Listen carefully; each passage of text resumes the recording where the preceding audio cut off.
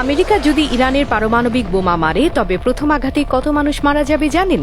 10 থেকে 15 কোটি মানুষ। কিন্তু না, তারা শুধু মরবে না, তারা বাষ্পীভূত হয়ে যাবে। হ্যাঁ, একদম বাষ্প। কল্পনা করুন, যদি এই বোমা তেহরানের উপর পড়ে, পুরো শহরটাই উবে যাবে এক মুহূর্তে। তেহরানের পাশের এলাকাগুলো, ইস্পাহান থেকে শুরু করে কাশান পর্যন্ত, সেখানে মানুষের চামড়া ঝরে পড়তে শুরু করবে। মিনিটের মধ্যে প্রথমে ভয়াবহ ফোস্কা পড়বে শরীরে, তারপর চামড়া এমনভাবে খসে পড়বে যেন কাগজের টুকরো ঝরছে। পারমাণবিক অস্ত্রের ভয়াবহতা বোঝার জন্য একটা তথ্য জানা দরকার।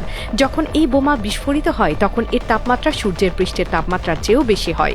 ভাবুন তো, সূর্যটা যদি সরাসরি আপনার মাথার উপর চলে আসে তখন কি হবে? আপনি কি করবেন? কোথায় পালাবেন? 10 থেকে 15 কোটি মানুষ তৎক্ষণাৎ মারা যাবে, বাকিরা হয়ে যাবে রেডিও অ্যাক্টিভ লাশ। যদি কোনোভাবে তারা বেঁচেও যায়, প্রায় 30 থেকে 40 কোটি মানুষ এমন অবস্থায় পৌঁছাবে যে তাদের সম্পর্কে বলা হয় জীবিতরা মৃতদের ঈর্ষা করবে। তারা চিৎকার করে বলবে, আমরা কেন মরিনি?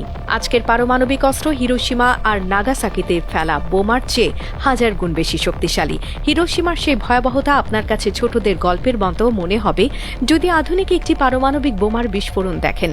পারমাণবিক যুদ্ধ কখনো ধীরে ধীরে বাড়ে না। একবার শুরু হলে প্রতিটি পক্ষ তার সবচেয়ে বড় এবং সবচেয়ে ধ্বংসাত্মক অস্ত্রটি সবার আগে নিক্ষেপ করে, কারণ সবাই জানে শত্রু যদি বেঁচে যায় তাহলে সে ছাড়বে না, তাই প্রথম আঘাতেই শেষ করতে হবে।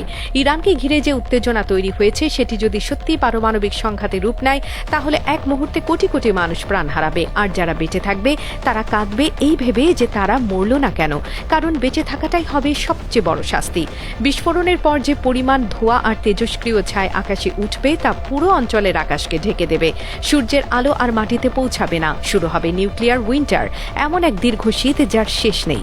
বৃষ্টি আসবে না, ফসল ফলবে না, একটি দানা শস্য উৎপাদন হবে না সেই মাটিতে। তেজস্ক্রিয় ছাই গিয়ে পড়বে পাহাড় আর উঁচু ভূমিতে, সেখান থেকে নদীর পানিতে মিশে সেই বিষ ছড়িয়ে পড়বে সর্বত্র। যে নদীগুলো ছিল প্রাণের উৎস সেগুলো হয়ে যাবে বিষের ধারা।